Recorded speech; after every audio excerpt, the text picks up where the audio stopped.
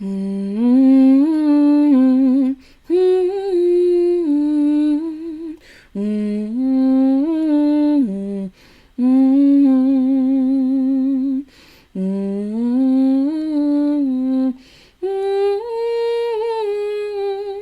Mm-hmm.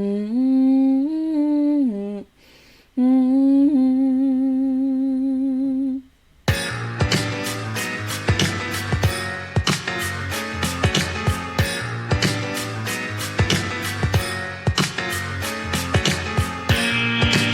Hello, Home Slices, and welcome back to Sup Media Reviews. Season 2 is here, and we're kicking things up a notch.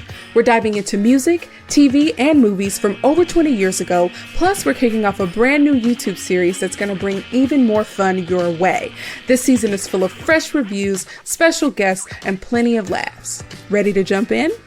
Let's get into this week's episode.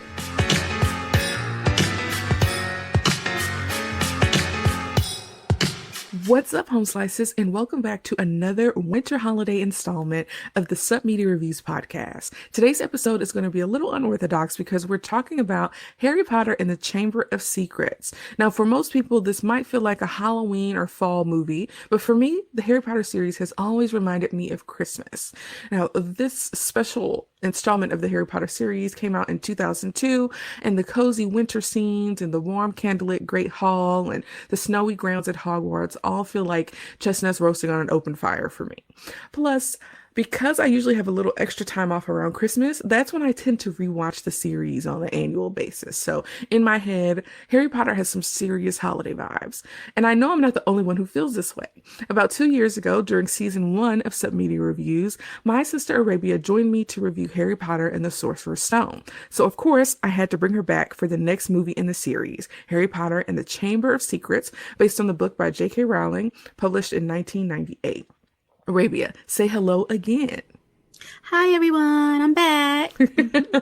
Yes, I haven't been keeping count, but this is probably your 10th episode, something around there that you have been here. So you are my most frequent flyer.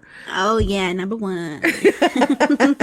Exactly. Now, let me say this. Arabia is a Harry Potter super fan, probably one of the biggest fans I have ever known. So I'm really excited to have her here with me today. Now, before we get started, I want to make an important note. As I mentioned in the season 1 review, the Harry Potter series has a complicated relationship with its creator, J.K. Rowling, because of the statements that she made that are harmful and exclusionary towards the trans community. We absolutely do not align with or endorse those views. Here on this podcast, we focus on the story, the filmmaking, and the impact of the work itself, while affirming and supporting all of our listeners everywhere. Now, let's get into some of these fun facts that are all about the actors in the Chamber of Secrets. Now, this is the last Harry Potter movie that features Richard Harris as Dumbledore. Harris died a few weeks before the movie was released in the US. So after this, we do get a new actor playing Dumbledore. So rest in peace, Richard Harris. One of the things that I remember most from him is like his Popeye's biscuit voice. Like he always sounded like he was thirsty. Yes. now, Hugh Grant was originally cast as Gilderoy Lockhart, but had I can see that. Thank you, but had scheduling conflicts with some movie that I do not care about. Now, I think that Hugh Grant would have done a fabulous job as Lockhart.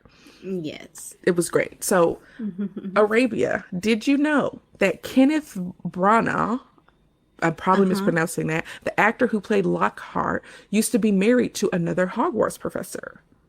No, I did not. He was married to Emma Thompson for a few years, who went on to Really? play Sybil Trelawney, the divination Yeah. professor in the Order of the Phoenix. Mm-hmm. Yes. Interesting. You're the one who told me who he plays Hercule Poirot, and I was like, huh? Yes, I love him in those Agatha Christie movies. Yeah, for sure. Okay, so also Jason Isaacs, the actor who plays Lucius Malfoy, originally auditioned to play Lockhart, but the director asked him to audition for Lucius too.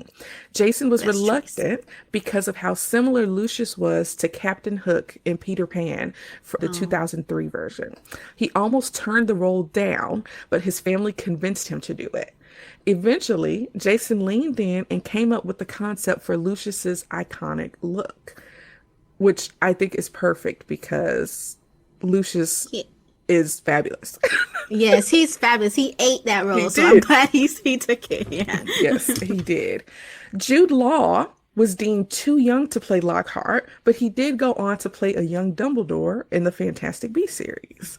Pretty cool. Yeah. And finally, Eddie Redmayne, who plays Newt Scamander in the Fantastic Beasts series, auditioned for the role of young Tom Riddle. So we have a bunch of different people that we know who are in and out of this movie auditioning for different roles because of how austere they wanted to be about all of the actors actually being from the UK. There's a certain pool of actors they had to choose from. So Yeah. everyone's auditioning for the same roles. Now, if you want to check out Harry Potter and the Chamber of Secrets, you can watch it on Peacock or HBO Max as of the recording of this episode. Interestingly enough, the Harry Potter movie series is up for grabs as Warner Brothers and its properties are in the middle of being sold to the highest bidder.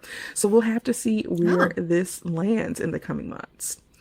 Well, how are they going to do that? And they're making the Harry Potter series. So that's weird. But okay. Who knows? Maybe it's already done or somebody will pick it up mid-production. We do not know. Interesting. Yeah. Maybe it'll kill it. I'm sorry.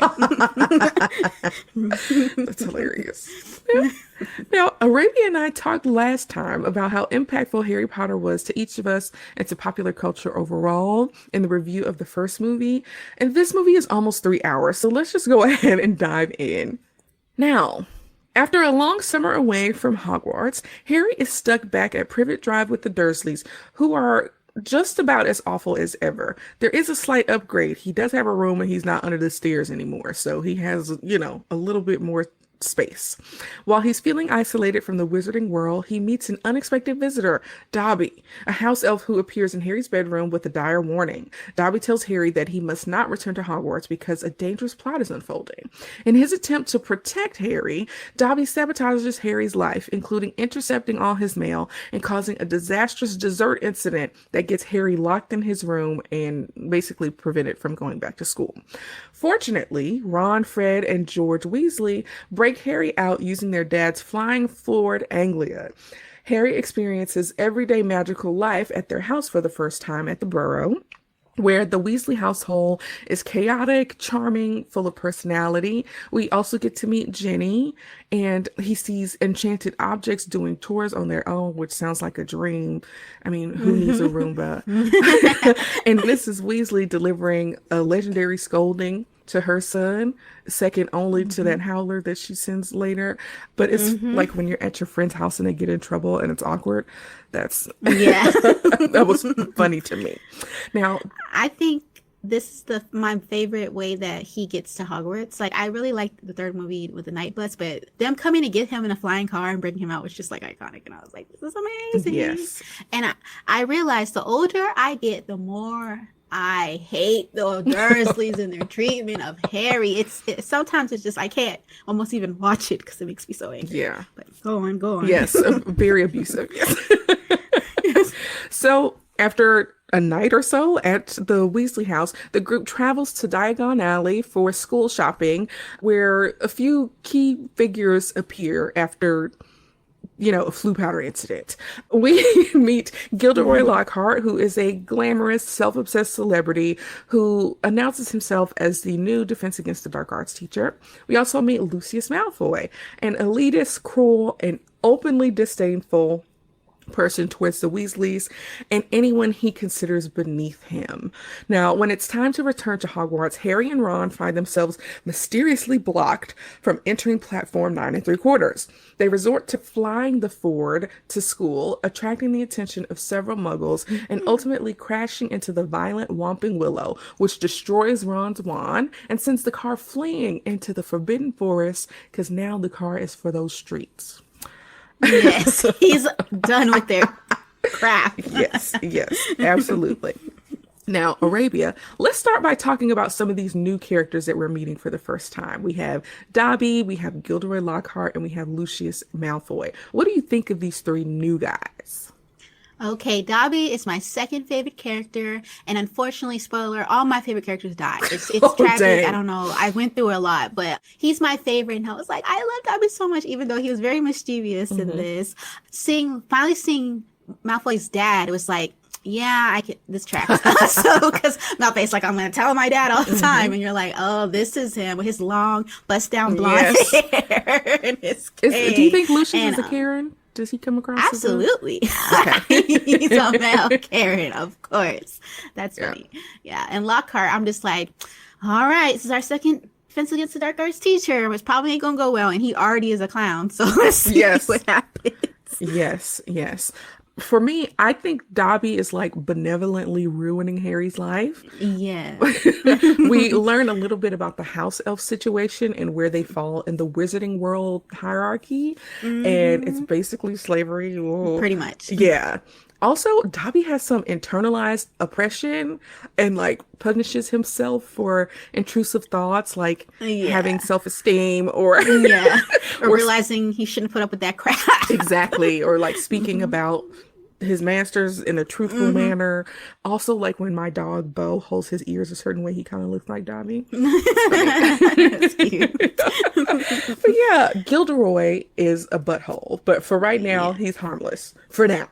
Lucius is a disgusting elitist who basically calls the Weasleys poor to their faces. Yes. Two things. Number one, you talk to my kids like that, we fighting. Yeah. Absolutely. Right, I'm challenging you to an Agni Kai. And you're outnumbered. Yes, for real, they run like 10 deep over there. Yes, exactly. Right. And then two, being a poor wizard is kind of nuts to me. Yes, because their house was awesome. I don't know. I thought it was very cozy and it was big. I agree. And also, you have magic. Why do you need money? I don't, Yeah. I don't know. Just magic your stuff together. Yes, I don't know. I was like, how can you be magical and not be rich or like have the stuff you need? Also, how can you be magical and have no birth control? Maybe they wanted that many kids. Maybe. I think they wanted a girl and they kept trying. I think that's how Okay. it went. And eventually they got Ginny and they were like, okay, we're good. But it took like 8 tries. Okay, that actually makes a lot of sense. Okay. Okay. So yeah, Arabia, you talked a little bit about the Weasleys rescuing Harry. I really like that the Weasleys are like so important to Harry's journey. He learns a Hmm. lot from them over time, and the Weasleys are like loyal. Ride or AF. die. Yes. Yeah, literally. Yeah. And Yes. they are like real friends, and I really appreciate it every time Harry goes to visit them. They really like take him under their wing. And this Hmm. is how he gets introduced into the wizarding world and how he learns stuff about the wizarding world. So they really do love him. And it reminds me of my own friendships that I have that are similar. I Hmm. really enjoy his relationship with the Weasleys. And I always was like, why don't they just adopt him? Go home with them. Don't go back to the Dursleys. Oh my Yeah. God. They make it seem like Harry going back with the Dursleys is some type of protection, but I never felt that way. Like, Not after he returned, when he came to Hogwarts. I guess I kind of get that at right. first. But now he's in the slide again and everyone knows he's around. So, Yeah, I think making a stir among the Muggles would be too big a move. yeah. So I don't know. And also, I was like, you couldn't find no like a wizarding family to adopt him when he was a baby? Because I feel like, shouldn't, if something went crazy, shouldn't he be protected with people who could do magic? Instead of the Dursleys couldn't do nothing. I mean, that's true. But I feel like if he lived with a wizarding family, everyone in the wizarding world would know. Yeah. So, But he still just comes back. yeah, I mean, exactly. yes. Yeah, I don't know. I am not sure. Okay. There's a point in the story where Harry travels by Floo Powder for the first time. He doesn't enunciate correctly, and he ends up in Nocturne Alley, which is creepy AF. Mhm. And fortunately, Hagrid is there. Yeah. Shout out to Hagrid. Right, because they were descending on him. Hmm. And when I was reading the book, this was the first time that I realized Diagon Alley was diagonally and Nocturne Alley No. was nocturnally. And I was like, I'm just throwing in these little nuggets for no reason. I enjoy it. Yeah. Yeah, okay. Arabia, any other notes before we move on? flu powder transporting by flu was so freaking cool to me. I was like, why don't we do this? I mean, I don't have a fireplace. That's true. Yeah. The only other question that I have is about the flying car. The flying car becomes enchanted. Is it enchanted because of the Whomping Willow, or did it always have a mind of its own? Right, it becomes sentient, and I was like, they pushed it over the edge because, you know, Arthur creates that. Mm-hmm. And I guess eventually, you know, I don't know if it, because he likes to experiment with Muggle stuff. And maybe, you know, since it's not always like very easy to do that with Muggle things. And it was just, it went wrong and it somehow developed a mind of its own. And it was like, I'm sick of y'all. I'm tired. I just got beat up by a tree. I'm out of here. The way he kicks them out is actually hilarious. Yes, it throws Hedwig like, Get your bird and go. yeah, exactly. Yeah, I don't know. I feel like the Whomping Willow is what turned the car into a sentient being, but who knows? Okay. All right, so once at Hogwarts, the boys narrowly avoid expulsion, thanks in part to Hogwarts' pattern of favoritism. Now, as classes resume, we see mandrakes in herbology. We see Ron, who gets a howler from his mother, which is like the blackest thing in Harry Potter.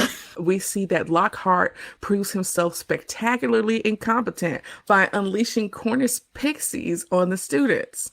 Meanwhile, the social tensions at Hogwarts escalate when Draco Malfoy becomes Slytherin's new seeker and openly insults Hermione with a wizarding slur, revealing deep prejudices within the wizarding world. Yeah. Hagrid explains the concept of, you know, pure blood, half blood, muggle-borns, giving Harry a broader understanding of wizarding racism, basically. Now, during a detention, helping Lockhart with fan mail, Harry hears a chilling, disembodied voice talking about killing.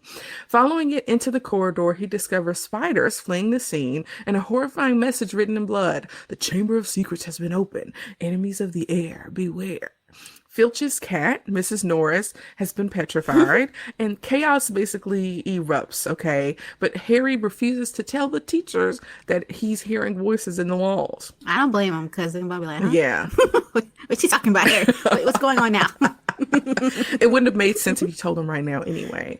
It would have made sense later. But in Transfiguration class, Hermione starts asking the hard-hitting questions, and Professor McGonagall ends up explaining the dark history about the chamber, including Salazar Slytherin's creation of a hidden chamber containing a monster meant to purge the school of Muggle-born students. With little guidance from adults, Harry, Ron, and Hermione decide to brew a Polyjuice potion to impersonate Crabbe and Goyle and interrogate Draco about the identity of the heir of Slytherin, a process that will take about a month. Now, Arabia. Let's talk about this part of the movie. Let's start at the expulsion piece. Now that I'm sitting with this more, and again, I rewatch this movie basically every year, to me, Snape is the only person concerned with the rules. Yes. He's always the one making a fuss about Dumbledore's questionable hiring decisions. And I'm like, for Dumbledore to be the best headmaster, a lot of crazy stuff has gone down under his watch. Yeah. Snape really is kind of the only rational adult here. I agree that the boys deserved to be expelled because of what they did. It was actually quite serious, but it wouldn't make sense for them to end the movie here. So they had to get there. Exactly, they did. They One did. way or another. Right. What are they gonna do? And Snape actually took up for Harry when they found Mrs. Norris. So I'm like, okay, Snape is, you know, can be reasonable. He did, but then he was like, but he wasn't at dinner, so maybe. But then Lockhart steps in. Yeah, of course. The crazy Lockhart. Speaking of bad hiring practices, Lockhart has proven to be incompetent, and Hermione has to save the day again from those blue devils. Oh my God. He said, y'all got it? And he left. I was like, no instructions. Well, first off, he released them without any instructions. Ends up getting his wand taken. And then dips on the students. Exactly. I was like, hey, you're in charge of these children. They're like 13. What's going on? Right. Where are you going? And I know the thing with Snape is he's been trying to be the professor for the dark arts. He always applies every year and he never gets it. And I know he was like, you hired this fool instead of me? I know he was pissed. Yeah, exactly. They can't keep a defense against the dark arts teacher. There's too much turnover. Yes. Now, Arabia, is it animal cruelty to transfigure your pet or animal companion into objects to practice magic? I feel like yes. They didn't sign up for that. I kind of agree. They're just sitting there and then you're like, oh, I'm gonna make you into a cup real quick, okay, friend? Right. Exactly. I'm like, when he turned Scabbers into that weird goblet cup situation. Oh my God. Ew, that was uncomfortable. Yeah, that was gross. Yeah. Now, when I was a seventh grader in Texas, we had to take Texas history. When do the students at Hogwarts take Hogwarts history? Okay. I feel like people deserve to know that there's a chamber with a monster in it in their school and all the other hidden legends across the campus. Is there a class? I know Hermione really likes this book, Hogwarts, A History, which is about Hogwarts, but I don't know. I don't know if that's actually a course for them. Can't remember. It should be, because all of those legends end up being true. So they're like, it's sad that he has a chamber, and it's like, nah, it's here. Yeah, there's a chamber somewhere. Exactly. This movie also, I mean, the Harry Potter series has always been darker, even though it's for children.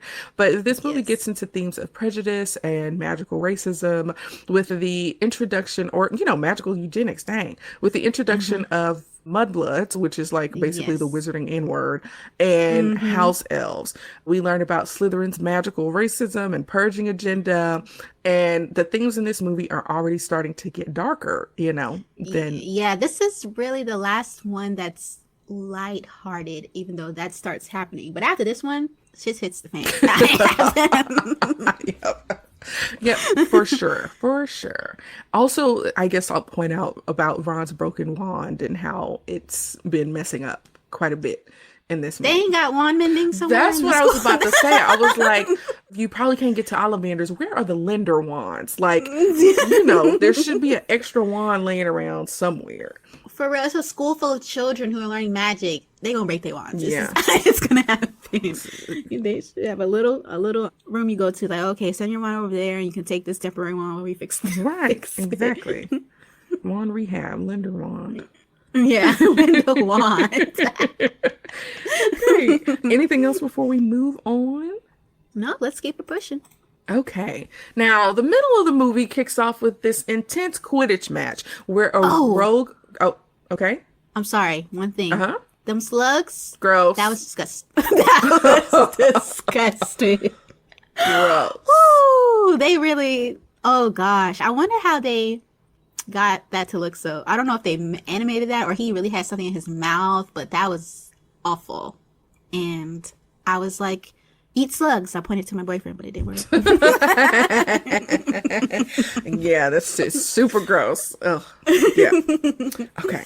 All right. The middle of the movie kicks off with an intense Quidditch match where a rogue bludger single-mindedly targets Harry. Despite his arm being smashed, Harry still catches the snitch. He's the real MVP.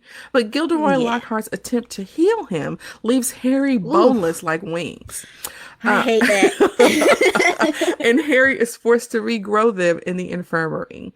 While recovering, Dobby appears and admits to causing the chaos to keep Harry away from Hogwarts, hinting that dark events from 50 years ago are happening again. The danger escalates when a young Colin Creevey is found petrified, confirming that the Chamber of Secrets has basically been reopened. Now, Harry, Ron, and Hermione continue their investigation, and we meet Moaning Myrtle, the dramatic ghost haunting the abandoned girls' bathroom where the trio brews the Polyjuice potion. And she's so dramatic, nobody goes in there, so this is kind of a safe space for them. Meanwhile, Lockhart launches a dueling club where Draco conjures a snake that leads Harry to reveal his parcel tongue abilities, making other students suspect he might be the heir of Slytherin. Now, after Harry stumbles on Justin, the student who they thought he was sicking the snake on, and nearly headless Nick, they're both petrified, he gets sent to Dumbledore's office where he meets Fox the Phoenix, right as he is burning to death and being reborn as a weird chicken, and wrestles with doubts about belonging in Gryffindor. Now, during Christmas, the Polyjuice plan is put into action. Ron and Harry impersonate Crabbe and Goyle, but the mission yields little new information, aside from confirming that the chamber was opened 50 years ago and someone died as a result. Hermione, however, ends up stuck in the infirmary after partially turning into a cat. Now, soon after, Moaning Myrtle's bathroom floods, leading the trio to discover Tom Riddle's diary. The enchanted diary shows Harry a vision of the past, revealing that Tom Riddle accused Hagrid of opening the chamber decades earlier. Before the trio can process this, the diary gets stolen from Harry's ransacked room. Now, Hermione then gets petrified, which prompts stricter school rules, and it raises the threat that the school is going to close. So, hoping for answers, Harry and Ron visit Hagrid, just as Cornelius Fudge and Lucius Malfoy arrive to arrest him. Dumbledore also gets suspended because this is crazy. There is a lot of stuff going on under his watch, and I'm kind of with the PTA on this one. Yes. Now, before leaving, Hagrid drops a cryptic hint: follow the spiders. So Harry and Ron do exactly that. With Fang in tow, they head into the Forbidden Forest where they meet Aragog, the giant acromantula raised by Hagrid. Now, Aragog reveals that Hagrid was innocent, that the creature in the chamber is ancient and terrifying to even spiders, and that the girl who died 50 years ago was killed in a bathroom. Hint, hint. But Aragog's children quickly surround the trio, eager for a meal. The boys barely escape when the enchanted flying car appears out of nowhere and carries them to safety. Just like the Weasleys, as loyal as ever, okay? Now, this part of the movie ends with Harry and Ron armed with new clues, higher stakes, and the chilling truth that there is something far more dangerous than spiders lurking beneath the school. And most dangerous of all, they have to keep going without Hermione. Oh, for real. Now, Arabia, that was a lot of information because I'm trying to take us through this movie, this super long movie. What do you think about this particular part of the film? All right, I guess we got to go back at the beginning where we started. Where do we? Quidditch. Quidditch. Oh yeah, with the broken arm, which was nasty. And then, oh my gosh, I hate seeing that part, like rubber. But it was like, there, you can grow back bones. They can do anything. Exactly. I also want to bring up that nobody intervened, which annoyed me when he was being attacked by that bludger. No, they never intervened for Quidditch. There's a lot of Quidditch scenes where I'm like, I don't know about this. I don't know about this crazy ass storm that's going on. And no one was like, maybe we should stop. I'm sorry, that's in another movie. But I was just like, I don't know if they should be out here. And then, that's nuts. And then Dobby was like, Dobby comes back. Yes. Yep. And did he admit in this part that he's the reason why they couldn't get into the Hogwarts Express, to get on the Hogwarts Express? I think so. Yeah, he had blocked the passage. And you realize that elves, they got a lot of power. They're the only things that could use magic, that just have magic. They don't have wands. Mm-hmm. Yeah. And they could do anything. And he was like, yeah, so I was hoping you would go home. I'm like, Dobby, have you seen his home? He don't want to go. He doesn't want to go there. I'm sorry. You're not giving any actual facts. I know you're like, you can't because you're bound, but it's just not going to work. Yeah. Mm-hmm. Yep, for sure. Dobby also tells us how house elves work. Yeah. And what they need to do to be free. But the most important information we learned is that what's happening now at Hogwarts also happened 50 years ago. So the students are getting more clues. They're getting more clues. Yes. And of course, we have more people who end up petrified. We got little Colin Creevy. We got Justin. We got Nearly Headless Nick. Which almost like the ghost. Yeah. The ghost being petrified. I feel like that shouldn't happen, but okay. He ain't got no head. Yeah, that's a little strange. Yeah. So we also meet Moaning Myrtle. What do you think about her? I love Moaning Myrtle. I know she's crazy, but she was just a cool aspect of this movie. And she's just crying, and you're like, she just in this bathroom just tearing it up. Like, poor thing. But I liked her character, and I like that she continues to come up throughout the whole movies. Yeah, I like her too. I feel like she is very moody. Mm-hmm. You can tell she was, preteen or early teen years. Do you know that was like a 40-year-old woman? No. That woman was like in her 30s or 40s. That wasn't a kid playing her. or teenager. That's so interesting because I was just about to say how she reminds me of the actress who plays Ron Swanson's second wife, Tammy in Parks and Rec. Nah. Her name is Megan Mullally. So she did remind me of an adult woman, but I didn't realize she was an adult. That's kind of crazy. I mean, pigtails take 10 years off of me. Now, Yeah, she was 35 at the time. That's crazy. Okay. Well, let's discuss this Polyjuice potion BS. Girl, they spend a month making this nasty concoction and it only lasts an hour. For real, it's an hour. And I was like, I'm not sure, but I feel like this potion should be illegal because you shouldn't be able to turn into people and impersonate them. Hermione was like, we're breaking a bunch of school rules, And but this it's worth it. potion is a factor in a lot of stuff later on in the movies. It is. It is. Also, they don't get much useful information out of it because, oh boy, Draco doesn't know much. And Hermione gets turned into part cat. It's not worth it. It wasn't. It was pointless. It wasn't. And her turning into a cat was hilarious. I was like, oh my gosh, she looked crazy. But she kind of looked cute. It was like, I could see her as a cat person. I don't know. Yeah, I could too. It was cute.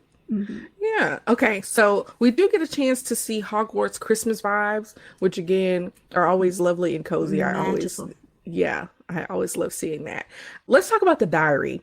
This diary situation is crazy. Okay. If a diary wrote back to me and transported me into the past, it would be long gone. I'm afraid that it probably would get me. Because I would probably find it really cool. I don't know. This is one of those things I was like, whoa, someone's talking back. I'm seeing the past. I don't know. I might just keep on going with it. That's hilarious. Look, I wouldn't have that diary anymore. But at least we get a lot of information out of it. We learn why Hagrid can't technically use magic anymore. Yeah. We learn about Aragog. Yes. And we learn that like Hagrid is going to have more information for us. So Hagrid at least always it's got useful. something going on. Yes, he does. He does. And of course, let's talk about Aragog. Oh, the Arabia. freaking Acromantulas. Would you have followed those spiders into the forest? No. Okay, first off, I'm okay, giant spiders, I'm scared of those, but spiders don't really scare me unless they're in big form. But I'm not going to listen to Hagrid. Love him. He's not going to tell me to follow spiders into the forbidden forest where all those crazy magical creatures are. I already knew something's up. I was like, ain't no normal spiders in that forest. So I'm not doing it. And there's so many of them. Right. Absolutely not. Anyway, like, take Fang.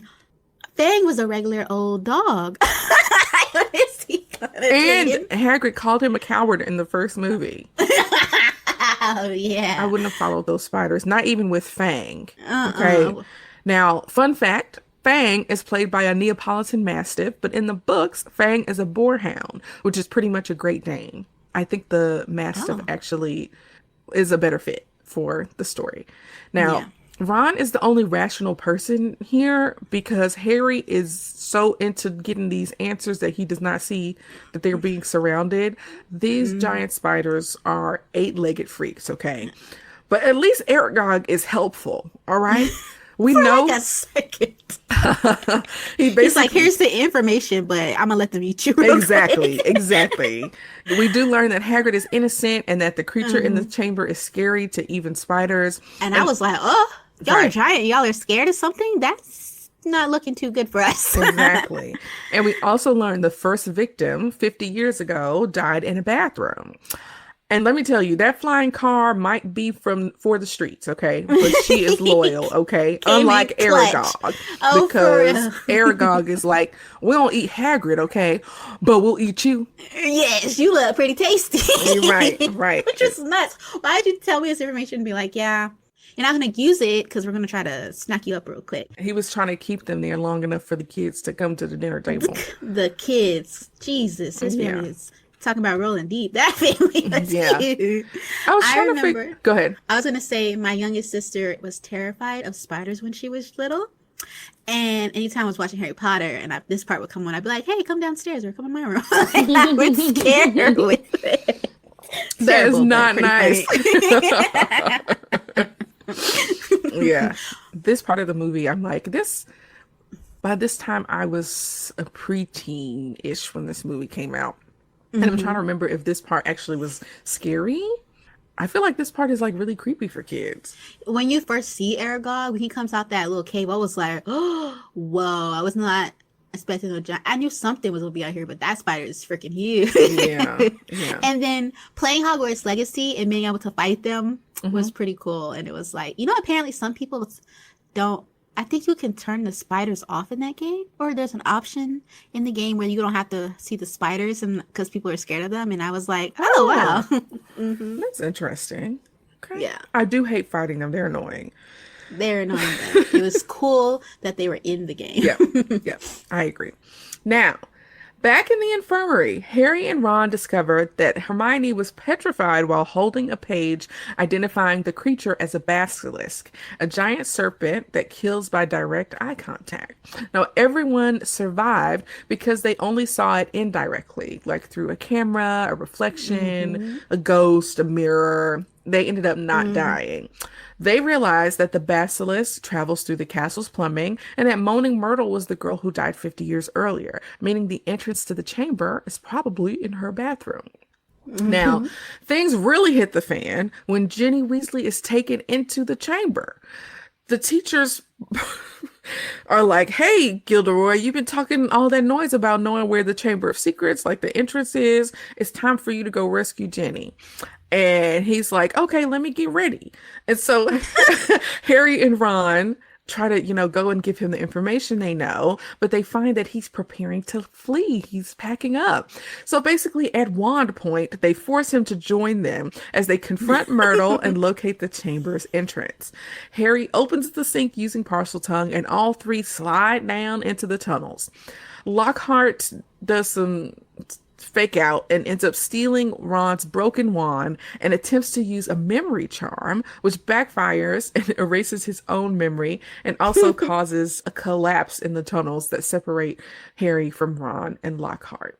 So Harry has to go on alone. He bravely goes into the chamber alone where he finds Ginny unconscious and the memory, almost an apparition like of Tom Riddle, who reveals that he's Voldemort in his youth and Ginny opened the chamber under his control. She was like in a trance.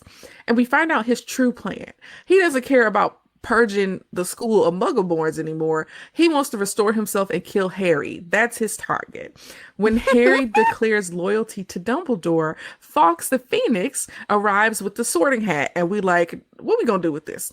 Now, Tom unleashes the basilisk, and Fawkes ends up blinding it, which, I mean, Fawkes is an MVP in this movie, which allows Hmm. Harry, the flexibility to not die if he looks at it. Now, there's a chase scene, but eventually Harry retrieves the sword of Gryffindor from the hat, and I'm like, this is a real weapon. Harry ends up killing the basilisk, but he is poisoned at the same time. One of the fangs pierces his arm. Is this the same arm from Quidditch? That I don't arm know. keeps getting injured. But using the basilisk fang, he destroys Tom Riddle's diary, which I love. It was a stroke of genius, saving Jenny Hmm. and causing Riddle to disappear and blow up, kind of. So Fawkes ends up healing Harry with Phoenix tears and carries the group to safety. Now, back at Hogwarts, Dumbledore praises Harry and Ron's courage. He reinstates Hagrid and explains that Harry's ability to speak Parseltongue was transferred to him by Voldemort on the day he received his scar. Lucius Malfoy storms in, along with Dobby, furious that Dumbledore has returned and is exposed eventually, kinda, as the one who planted the diary on Ginny.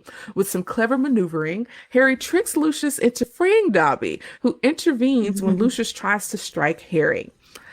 At the last feast of the year, everything kind of ends joyfully. The petrified students are revived, Hermione reunites with the boys, exams are canceled, and Hagrid returns to a major standing ovation. And in a post-credits gag, Lockhart has written a new book titled Who Am I? While wearing a straitjacket, still without his memory. All right, Arabia, what do you think about this part of the movie? This is like the when we're getting into the action. We got all the pieces and we're putting them together. Okay, so Hermione, even if she's out of the game, she's still helping. She's still helping them. Exactly. She had the key information. They learned what a freaking basilisk is. The fact that there's a giant Medusa snake down in the down under Hogwarts and nobody knows about it is crazy. Or no one went to like 50 years ago. It was like maybe we should figure out what the heck was doing that, but no, it stopped happening. So we're gonna move on. Yeah. Oh my gosh! And I still was like, how did nearly headless Nick. Well, I guess he's nearly headless, so he did still have his head. But I was like, still, he shouldn't get petrified. But at least you got them that like really important clue. Lockhart being like, I'm gonna head out. It's so bad. Yeah. So bad. Yeah. Let's go back to Hermione real quick. Okay. At first she was afraid. She was petrified. But then she left a little note for those precious guys. Oh my gosh. That's awesome. Hermione once again comes in clutch with the assist, even while she's doing the mannequin challenge. This girl, they would have made it through without her. Like, are you kidding me? They don't read. They weren't going to find that information. Exactly. And she put the pieces together and still help them out. It's crazy. Yeah. But yeah, Lockhart, girl, he is a fraud and a phony. First off, I feel like the teachers they were like, you go do it. And they were like, did y'all just meet him? I don't understand what that was. That was not, and it was like we're going to send one person who y'all have seen, ain't really all together there for the job. And there's something's happening and we're like, oh, we're just going to send this guy. They ain't care. They ain't care for real. I don't, because even if they sent him, knowing who he was and how incompetent he was, they should have had their own backup. Yes, but you know, you got it. Yeah, that was nuts. That was. But yeah, him trying to get out of there was crazy. So I'm going to pack up real quick. Right, exactly. Okay, let's talk a little bit about Ron. I feel like, and I've heard this critique about the Harry Potter movies before, but I don't like how sometimes they make Ron so silly that he's less useful than he is in the books. Yes. Like, besides Ron's broken wand and, kind of being a ride or die, and him knocking out Lockhart with that rock was so funny to me. Ron's best quality really is about him being a ride or die kind of guy. He's super loyal and he's down to clown even when he's scared. But I really wish that his character retained more of like the usefulness and growth from the book. Gotcha. Arabia, do you have any thoughts on that? Yeah, he was just really there for support. He didn't really have a whole lot he brought to the table, and it really was all on. It was like Hermione had the plan, and Harry executed the plan, and Ron was there to watch. that was pretty much it. Except for the few times he did, like, you got it. Sometimes helpful. Yeah. But just there. Back up. Yeah, for sure. I forgot to mention the parcel tongue when we figured out he could talk to snakes. And he was like, yeah, I can talk to them. And they were like, yeah, so even for the Wizarding World, that's weird. He was like, oops. Yeah. He was like, I'm sure plenty of magical people. They were like, no. Actually, it's famously only bad people who speak to snakes. Side-eyeing you a little bit. Exactly. They were like, he was like, that snake would have attacked Justin if I didn't say nothing. They were like, oh, that's what happened.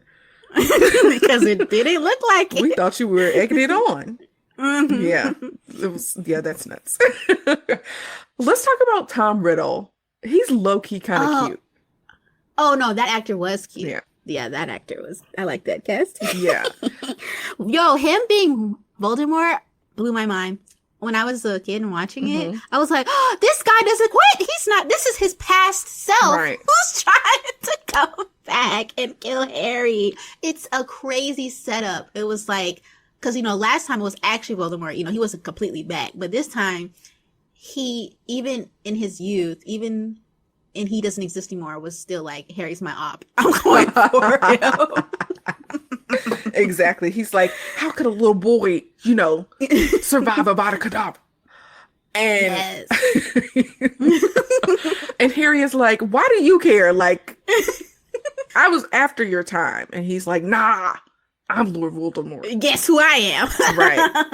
Freaking Voldemort. I was like, oh shoot, that was a good little twist. I just thought this was some random dude that was having issues, but no, Voldemort's animosity runs deep, even before he even knew who Harry was gonna be. I remember reading the book and being on the edge of my seat when he, finally met Tom Riddle. Like, Yeah. that was crazy. I feel like it was like an exciting plot twist, and I actually really enjoyed this particular book in the series. Now, if Tom was able to fully regenerate, would he have been cute 16-year-old or white pasty dude with no nostrils? I don't know. I was like, dang, you really used to look like something for real. And then you did some stuff and it just went downhill. Oh, and then, there's a young Voldemort reappears later on in the show, and that's a different actor. And he's not as cute, but he's definitely super freaking creepy. He's really doing that job well in the later movies. Yeah, I agree. Mm-hmm. Jenny, girl. Poor Jenny. Poor Jenny. She didn't know what hit her, because you figure out that Lucius did that and he gave her the thing, and when you rewatch it and you know that already, you can see him actually slipping the book into her cauldron, which was pretty cool. And Harry kind of clocked it. A little bit. He did look, but he didn't really put it together, I guess. Right. Mm-hmm. Right. And it was like, very slick of you to do that. Yeah. I don't know. Jenny was silly and impressionable and was legitimately like sacrificed to bring Voldemort back. On her first year. Right. And I'm like, these themes in this movie are getting real adult real fast. He's gonna kill that girl. Bro, Arthur should have fought Lucius that next day in the ministry. Yes, for real. Let's go to the octagon, cause girl. When Harry stabbed that diary, I was like, Harry said, "F this diary." And he got Tom together. Tom was like, "Hey, what you doing?" The blood was so weird. To see things that aren't supposed to bleed. It's always kind of creepy to me. But it was clutch. Weird. And the snake, the basilisk. Fox comes in and blinds him, and then he has to do this whole cat and mouse thing, which was pretty cool. And I'm just like, this underneath Hogwarts area is freaking huge, and this big ass snake is running around and no one knows it. Exactly. Oh my gosh. Oh, it's so good. And then and he got the teeth, and then we know that the teeth are still going to be important later on, which is I love when this is how you know a story's good, is when like things that have been happening previously, they come back around and they're involved into the story later on still. Yeah. That's one of the things that I love about Harry Potter that I feel like is pretty masterful. Yes. About how everything kind of comes together. Things that, that you forgot about from previous books or whatever actually come back around. Yeah, and it's a lot like, of foreshadowing. Whoa. Yeah. A lot of like intricate plays that's been set up, and then when it comes together, I love stories like that. That's how you know someone really knows what the heck they're doing. Exactly. I hate loose ends. I hate like when things are like this didn't matter. Right. Yeah. Yeah. And so again, it's masterful, and it makes a lot of sense why it's such a popular series. Yeah. Also, it's so funny that Tom Riddle was still loading. He was just talking all that noise while he was buffering. Yeah. And Harry was like, nah. Shut up. Right, exactly. I also feel like they did a really good job distinguishing the snake from a normal looking snake. Because earlier we saw a cobra during the dueling situation. But this snake like has a different head shape. I would call this snake more of a serpent. Not that a serpent and a snake are really different, but it just feels more serpent-like. More mythological. Yeah. Like this is a normal snake we're doing. Not only is he's huge, he looks, very like mythological and stuff like that. Yeah. Yeah. And also Fox, come on now. MVP. Came through with the sword of Gryffindor. Right. Oh, the hat. Okay, see, this is other stuff that like the hat comes and you're like, yeah, what the heck does sword hat? He gonna sort the snake and tell him he's a Slytherin? Like, I don't know what's going on. And then he pulls out, it does a whole magic trick and pulls the sword out of the hat. And you're like, whoa, there's a sword in here. And it's pretty awesome. And then later on, you're like, wait, we need that. We Yeah. need that again. We're gonna need that again. Exactly. Yes. Yep. Oh my god. And there was something that was pointed out when I was looking up trivia is that the last message that was written on the wall was about how her body would lay in the chamber for all eternity. Yeah. And in the trivia, they were saying that we somehow know that the basilisk is a female and that it's Oh. actually what was written on the wall still applies to the snake because her body was still lying there, as we learned later in the movies. Yes, Yeah. bones. Oh, okay. Yeah, which I thought That's was pretty kind of cool. neat, right? Mm-hmm. Yeah.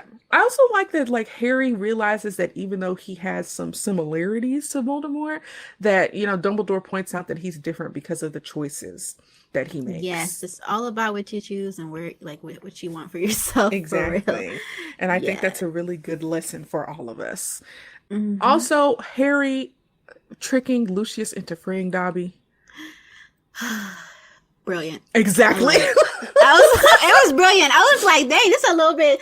I don't know, Harry. How'd you come up with this? Harry is so brave. It's funny because Yeah. my husband and I, were talking about Harry Potter maybe a few months ago, and Calvin was talking about how unimpressive Harry is, and I had to like get Calvin together and be like, Harry is not only smart and he puts things together, he knows how to work with people and talk to people. He has a very Yes. good moral character, but he's super brave. He knew there was a big Absolutely. snake in that chamber and he went anyway. He was like, I gotta go. Right. It's he's a chosen one for a reason, Right, people. right. And I was like, Harry actually is more impressive than some people might give him credit for. Yeah. But Oh, it's so good. yeah. And like, and Lucius just showed how more awful because he really was about to hit Harry. And I was like, Did he say Avada, Arabia, when he was about to Okay. attack Harry? I couldn't figure it out. I'm not sure, but I've heard this. I've seen this before, and people talk about it. Was he really about to? But I don't know. It would have been crazy because Voldemort would have been pissed if he killed him because it's his job. And Lucius. And spoiler, Lucius is working for Voldemort like the entire time of all of the movies. Like he's been working for him even though he's gone because he put the book in. And, like it's been a whole bunch of things. And he really was about to take. I don't know. He was about to take Harry out. And I was like, "Your boss. You're gonna go back and tell your boss, and you think you're gonna get a promotion, but he might kill you because you took his job." You know what's funny is that if I were Lucius and I had killed Harry, I wouldn't even bother bringing Voldemort back. He would just stay gone. Be like, nah, I ain't helping him no more. He'll come back and get me? I don't think so. That is true. Yeah, Dobby is free. Yes, Dobby being emancipated, I was like, oh my goodness. Oh my goodness. Dobby's a free elf, okay? He's a free elf out here now. And he was, don't lay a finger on Harry Potter. Uh-huh. I love that. And that's what I mean by like Harry knows how to work with people. People are loyal to Harry because he's a good person and he is their only hope against Lord Voldemort. Yeah. Pretty much. Yeah. I think in the books, Dobby appears more, but in the movie, I wish they made him come around more because we don't see Dobby again for a while. Yeah, that's true. That's true. But yeah, Dobby's one of the faves and he has good intentions even though he has poor execution.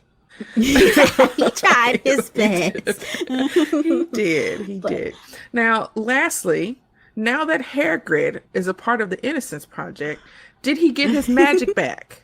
I don't think so because in the other movies, we don't ever see him use a wand again. I mean, and he why always does doesn't he secret- get his magic back? if he is proven innocent, I don't know. That was one thing that was. There's some injustice right there. Exactly. I was like, Hagrid needs a structured settlement for being imprisoned unjustly. Yes, I'm wrongly accused and stripped from his magic is kind of a big deal. So you're right. Yeah. Call J.G. Wentworth. J.G. Wentworth sounds like something from Harry Potter, doesn't it? Yes. It does.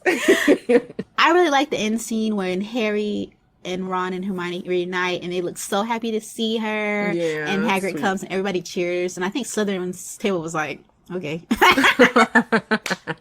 I was paying attention at the end to see, like, did kids from Slytherin go up to Hagrid and stuff, and there were Okay, some some of them students were that were happy to recognized. have him back. Yeah, yeah, That is great.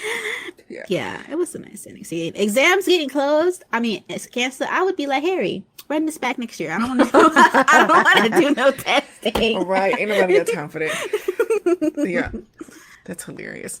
I was getting ready to say something about this. Oh, how do you think the boys did without Hermione's help in the end?